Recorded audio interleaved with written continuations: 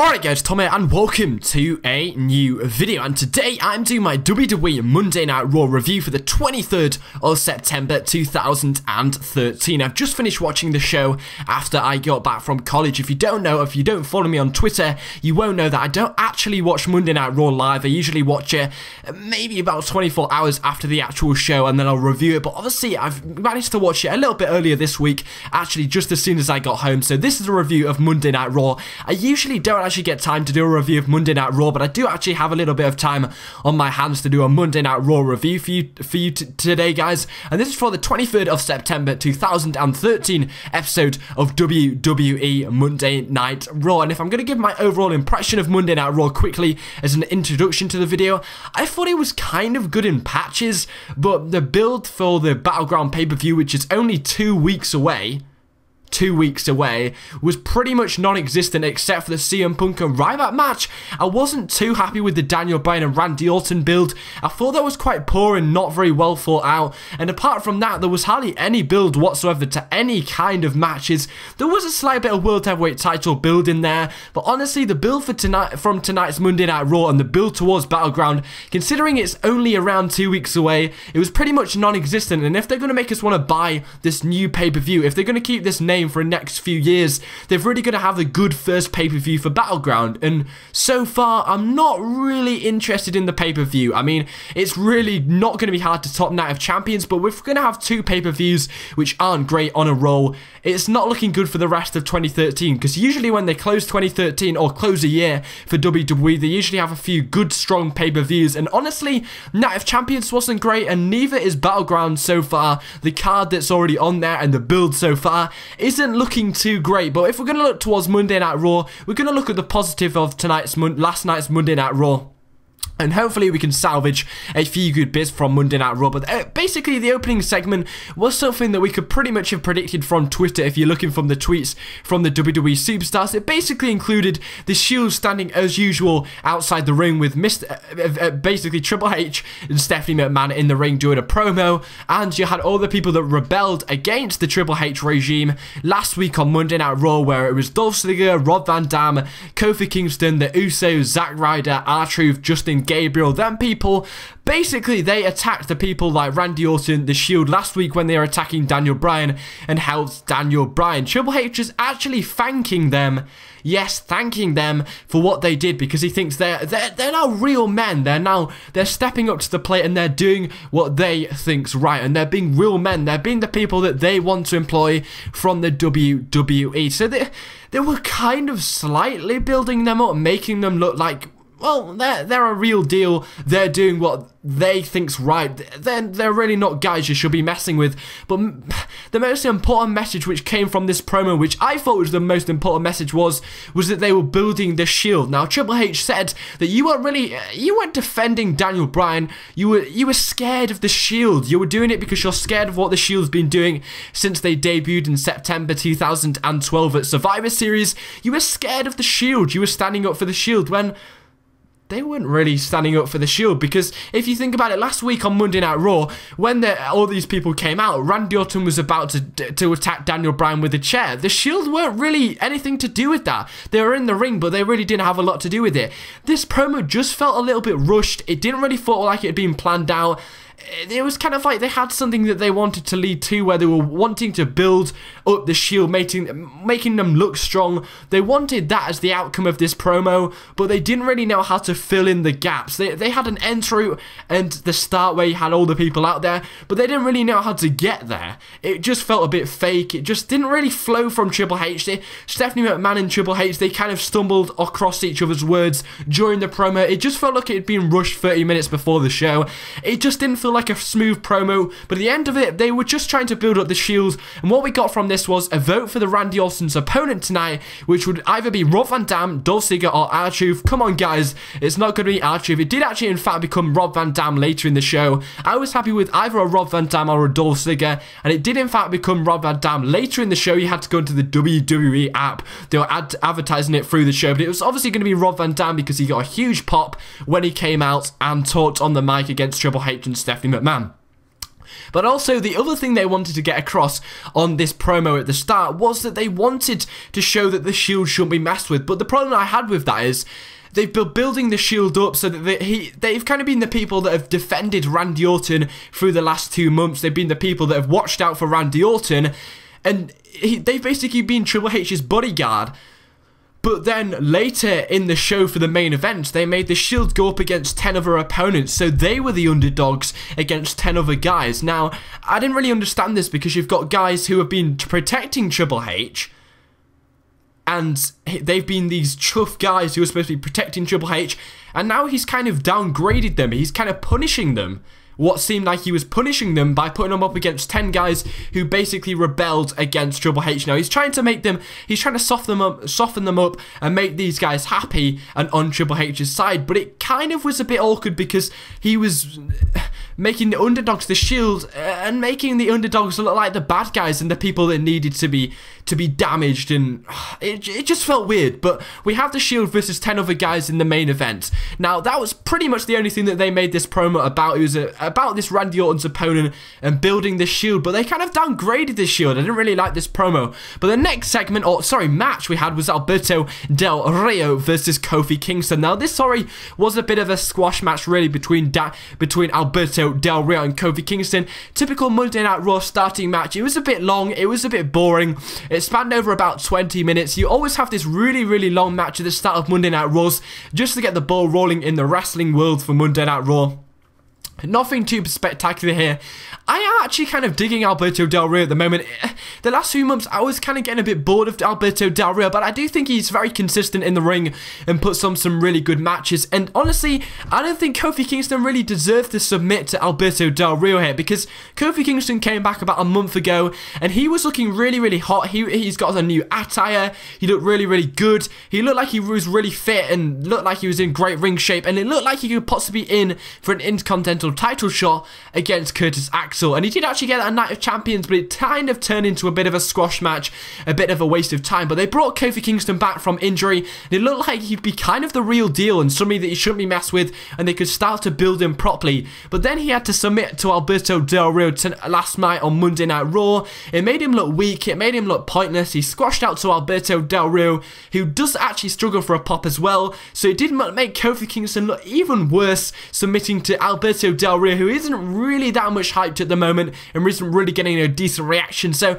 Kofi Kingston really came out the worst of tonight's Monday Night Raw. I don't think it was great for Kofi Kingston to booking him in a match where he was certain to lose. He squashed Alberto Del Rio. It was a long match, but he really didn't look great in this match. It was so long. Alberto Del Rio was getting most of the offense, and then Kofi Kingston went and submitted to a soft little arm breaker by Alberto Del Rio. So it did make Kofi Kingston look rather strong, but for this match, I'll probably give it a 6 out of 10. I thought it was a big waste of time, a bit of a squash match to get the World Heavyweight Champion on the actual Monday Night Raw. And Kofi Kingston, he was just thrown in there. It looked like yet again they were just trying to think of somebody to put in there, because Kofi Kingston featured on the main event as well. I mean, I can't understand why they couldn't have thought of somebody else to be there, some kind of face. I'm not really sure who you could have put there.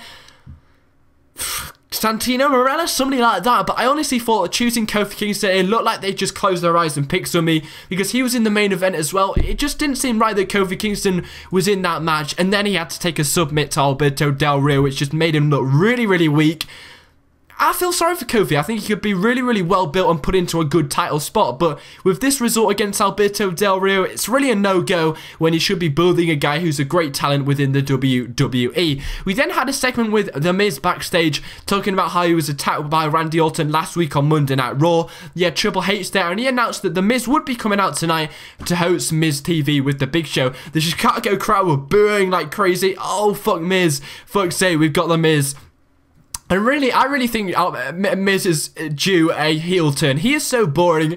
He is so lame. He's not a draw. They still think we want to tune in to Monday Night Raw and watch The Miz when really he's right at the bottom of the pecking order. I would rather tune in to watch the laughingstock Santino Marella than watch The Miz every single week. I'd rather watch Santino Marella for 24 hours straight than watch The Miz for 10 minutes, his annoying weasel face. But The Miz was announced to be on Miz TV tonight, guys. And honestly, I didn't think he was that good bit of a Miz TV. We'll talk about that later. But then we had the Wyatt family versus the Prime Time Players. Now, the Prime Time Players didn't get a decent pop compared to the Wyatt family. The Wyatt family got a great pop, but it was in contrast to what really the Wyatt family's really been doing the last few weeks.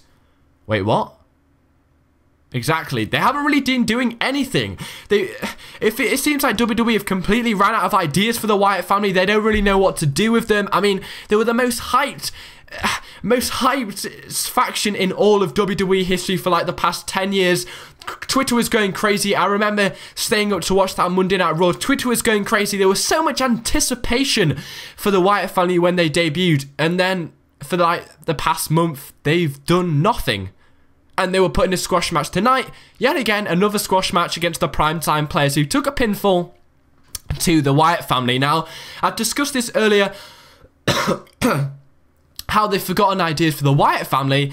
They really need to be put in a decent feud. I mean, the trouble is, the Shield are the tag team champions, and they're really being thrown into the main event spot properly this time, and nobody can really touch them. Every single show for a pay-per-view, when you have a tag team title match, is pretty much to get the tag team titles on the show. The Shield probably aren't going to get touched until WrestleMania 30 time, so really you've got the Wyatt family, who debuted personally way too early, considering you did have the Shield as the tag team champions.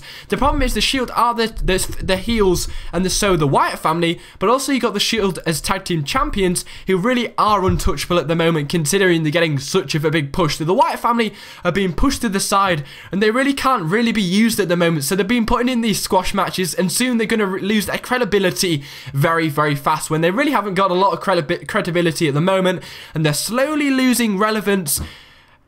And they are slowly getting a little bit boring, and really haven't done a lot for the past 2 months, yet again squashing against the Primetime Players. And really, the Primetime Players didn't really deserve a pinfall either, because they really haven't made a full face turn yet. I mean, they took a pinfall at Night of Champions at the Night of Champions 2013 pay-per-view, which I thought was the completely opposite idea. I think the Usos should have taken that pinfall. I don't think the Primetime Players were ready to get into that spot against the Shield Tag Team Champions. And then, yet again, they were squashed by the Wyatt family on tonight's Monday Night Raw, who really, the Wyatt family have looked not the greatest in the last few weeks. So the Primetime Players were squashed in. I wasn't really happy with that, really. I was pretty disappointed that the Primetime Players got simply squashed. I thought it was beckoning for a great Wyatt family or a Bray Wyatt promo, especially in Chicago, but they just went for the follow the buzzards. I thought it would have been a great promo to make in Chicago. The Chicago crowd were really behind the Wyatt family. That's why I also don't think they should have made the Primetime Players, because the Primetime Players are still currently in a face turn. They're nearly there, and then you've got the Chicago crowd who will always cheer heels. So they should have chosen some people who are already faces as the people that the Wyatt family face, like the Sweet Tea and Sweet Tea and Brodus Clay, something like that, who are cemented faces, because the Primetime Players, they had no chance with the Chicago crowd. Anyway, we had the Miz TV with the Big Show, and he was talking about how Big Show was doing nothing, and how Miz, and it was just a load of rubbish to waste time, which ended in a Big Show KO punch to the Miz. I personally think they should have made a lot more about Stephanie making Big Show do the punch, because as soon as Stephanie said, Big Show, knock him out, Big Show just turned around and punched him, and that was it. It was just, yeah. I mean, I personally, I think they may have done this because the Chicago crowd was kind of booing Miz, and it cut the segment short, and they thought it would have been slightly awkward if they were booing Miz after Big Show punched him. It just felt a bit weird how fast it ended. I mean, Stephanie made Big Show punch Miz because he was back-chatting Stephanie and saying she should just shove everything up her ass. And then Big Show just KO punched Miz. He's well overdue a heel turn. I'm just not really sure where Big Show stands at the moment. Is he heel? Is he face? And what is he doing with the McMahon family? I'm personally expecting a little bit of Big Show's going to join the McMahon family, and then snap, he's going to turn and become face yet again at a big pay-per-view. Maybe the last pay-per-view of the year. Maybe it'll be TLC or something like that, where they're building Big Show up to be part of this McMahon family for the next few months, and then bang, he's going to turn on the McMahon family and make a big impact. Something like that. I just don't see the Big Show working for the McMahon family for much longer, because I just don't think it worked. I don't think Big Show really makes the McMahon family that great, because it's same old Big Show. He's a bit boring and old. Anyway, the next match we had was Randy Orton versus Rob Van Damn, and personally, I don't think either guys deserve to lose here. I mean, you're supposed to be making Randy Orton look strong, how he could actually defeat Daniel Bryan and become the new WWE champion. And then, yeah, Rob Van Dam's supposed to be being built up for this match against Alberto Del Rio. So you have these two guys who didn't deserve to lose in this match, and they just chose the right option here. I thought it was a really good idea for Randy Orton just to beat down Rob Van Dam, and it meant that both guys didn't lose because Randy Orton looked strong because he beat down Rob Van Dam, but also Rob Van Dam won because Randy Orton got counted out. So no guy really took a pinfall here. No guy really lost, because that was really what they should have been doing, and they really went for it because no guy deserved to lose. They're supposed to be being built up for Battleground.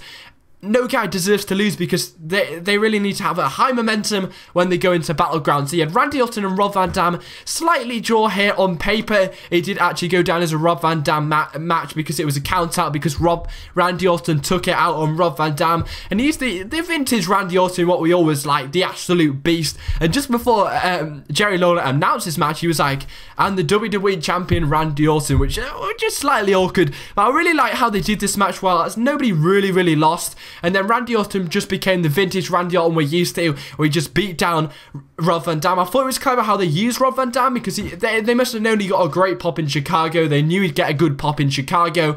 But he's probably one of the most over faces at the moment, except for Daniel Bryan. So they couldn't have really used Daniel Bryan because that's the big pay-per-view match at Battleground. So the next biggest face, they chose Rob Van Dam. So it was really making that really strong heel of Randy Orton against a really strong face of Rob Van Dam. I think it really paid off, making Randy Orton, making Rob Van Dam's popularity as being a face rubbed off on Randy Orton being a great heel, and it just gave a little bit more heat for Randy Orton, making him take down the second biggest face in the WWE. And then we had a backstage segment with Brie Bella and Randy Orton where he said, "You should pick a real man, me, Randy Orton." I think it's the first time where Brie Bella's really been notified as being Daniel Bryan's boyfriend.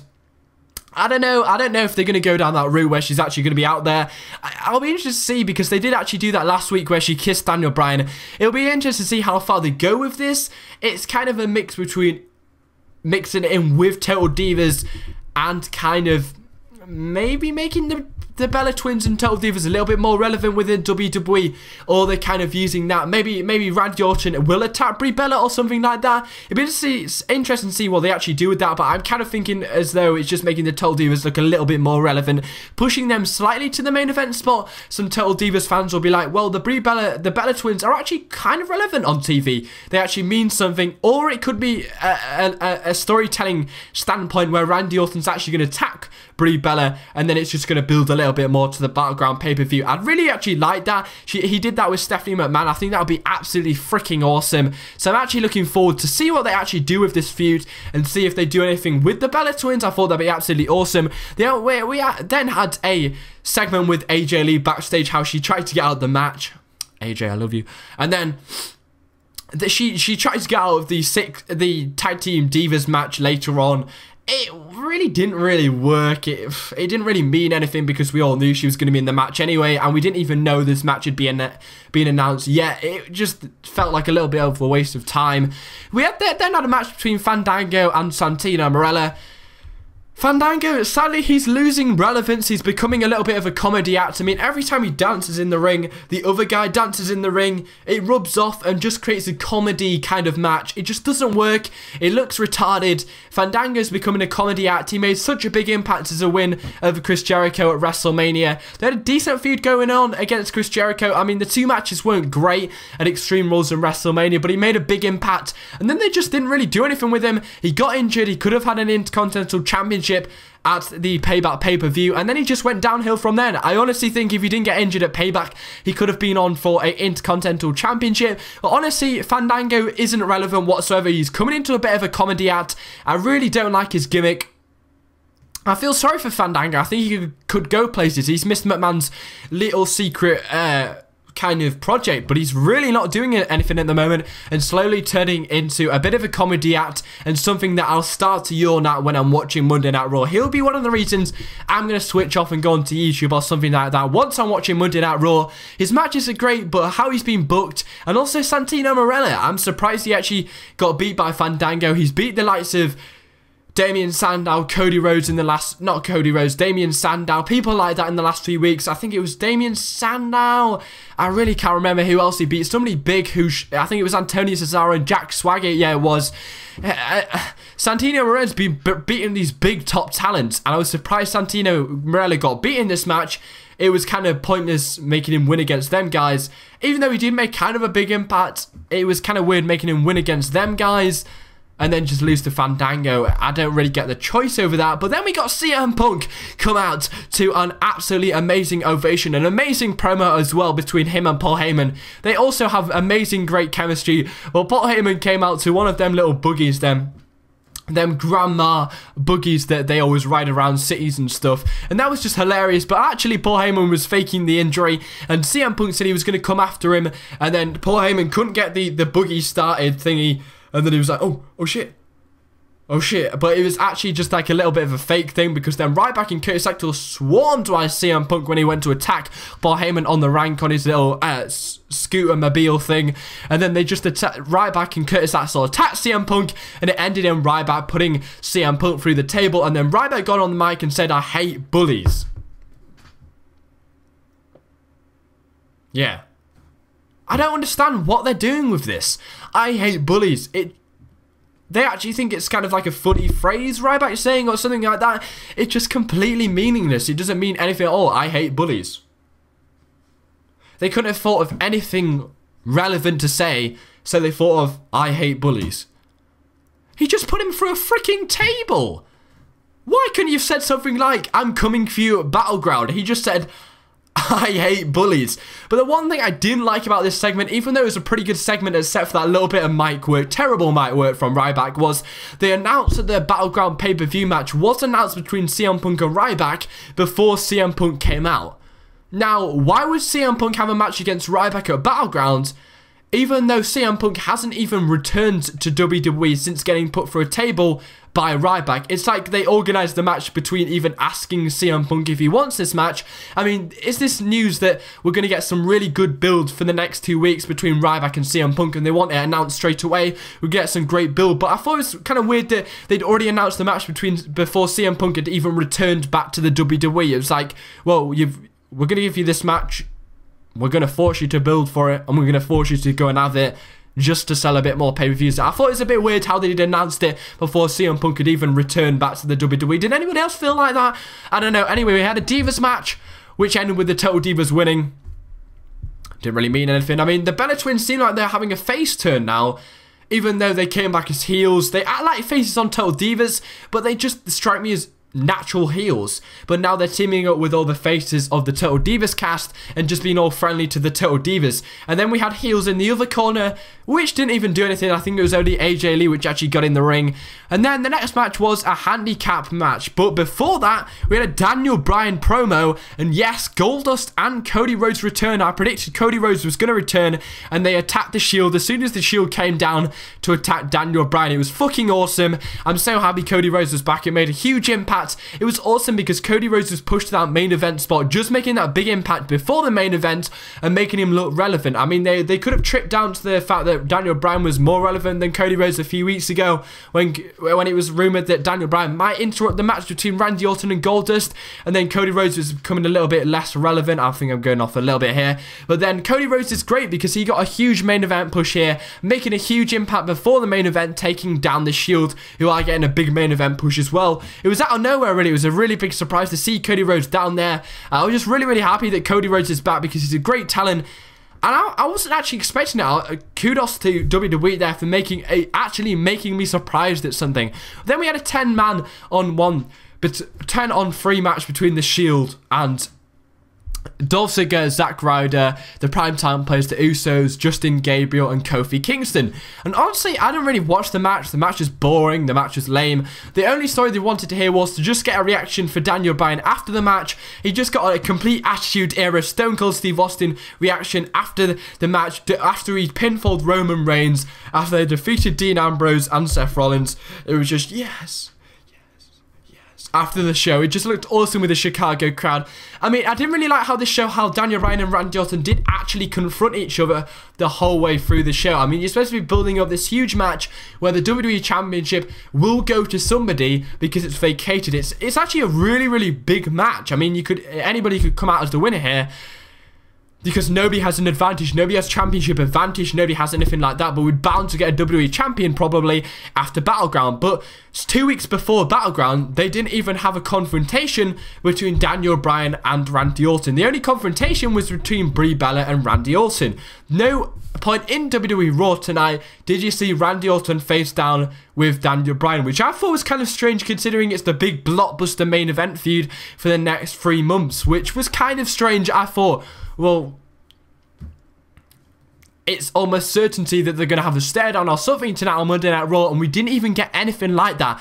Then we just got Daniel Bryan going, yes, yes, yes, and they did defeat the Shield. I think it's great that the Shield are getting a really, really big main event push. I just don't understand why Triple H made them suffer against these 10 opponents, but they look damn strong in this match, these 10 opponents. It was actually really, really entertaining. I liked how Daniel Bryan, yet again, in that main event push, of course, does actually end Monday Night Raw, and he always ends Friday Night SmackDown as well. I thought it was an okay Monday Night Raw. There was some good build towards the CM Punk match.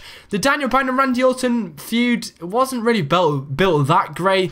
We're going to have to see how good Friday Night SmackDown is. But this Monday Night Raw was okay. It was an average Monday Night Raw. So that's my review of Monday Night Raw tonight, guys. Thanks for watching. Hopefully you enjoyed the video. I'm going to give this Monday Night Raw a 6 out of 10. It wasn't the best, but of course it wasn't the worst. It was an okay Monday Night Raw. The match quality was pretty poor. I didn't really enjoy any of the matches, really. We got some slight build in there, and there's quite some humour between Paul Heyman. A bit of originality with the Cody Rhodes return as well, and I really, really like the Chicago crowd and the yes, yes, yes. Thanks for watching. 6 out of 10 for Monday Night Raw for the 23rd of September 2013. Thanks for watching. Take care. Spite yeah.